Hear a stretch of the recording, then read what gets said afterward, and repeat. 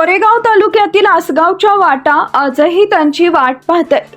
कालपर्यंत गावाच्या चौकात गजबज निर्माण करणारे ते 5 चेहरे अचानक काळाच्या पडद्याआड गेले आणि आसगाव सुन्न झालं। पाहूया आपला आवाज न्यूजवर या घटनेची सविस्तर बातमी। संध्याकाळ झाली की कट्ट्यावर रंगणाऱ्या गप्पा, गावातील प्रत्येक रस्ता, प्रत्येक वळण आणि प्रत्येक मातीचा कण आजही त्यांची वाट पाहतोय। पण यावेळी ते पुन्हा कधीच परतणार नाहीत। आसगाव गावावर काळाने असा घाला घातला की संपूर्ण गावच शोकसागरात बुडालं।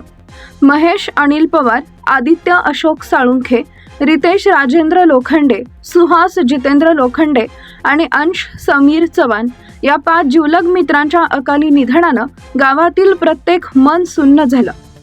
ही फक्त 5 नावं नव्हती, तर मागच्या गावच्या हसण्यामागची कारणं होती।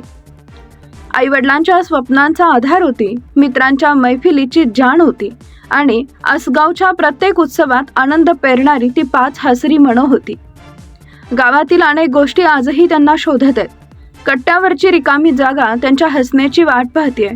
मैदान त्यांच्या पावलांच्या आवाजासाठी शांत उभं आहे। गल्ल्यांमधील प्रत्येक वळण अजूनही त्यांच्या येण्याकडे डोळे लावून बसलंय। पण नियतीनं त्यांना इतक्या दूर नेलं की ते पुन्हा कधीच परत आले नाहीत। मध्यरात्रीच्या त्या शांत वातावरणात जेव्हा 5ही मित्रांवर अंत्यसंस्कार करण्यात आले, तेव्हा संपूर्ण आसगाव अश्रूंनी भिजलं होतं। जळणाऱ्या चितांसोबत हजारो डोळे पेटले होते।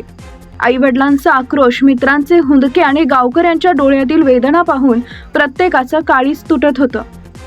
त्यांची मैत्री इतकी घट्ट होती की जगतानाही ते कायम एकत्र राहिले आणि शेवटच्या प्रवासातही नियतीनं त्यांना वेगळं केलं नाही।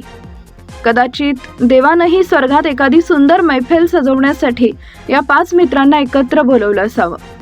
आज आसगावच्या प्रत्येक चेहऱ्यावर दुःख आहे, प्रत्येक घरात शांतता आहे आणि प्रत्येक मनात एकच प्रश्न घुमतोय, इतक्या निरागस जीवांची काय चूक होती?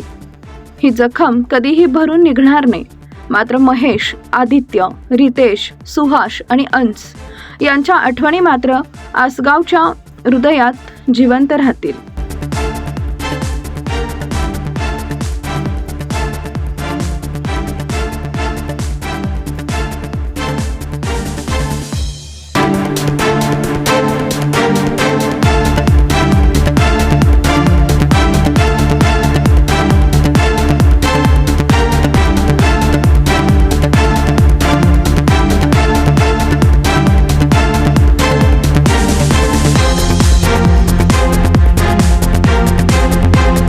न्यूज साठी संदीप जठार, गोंदवले।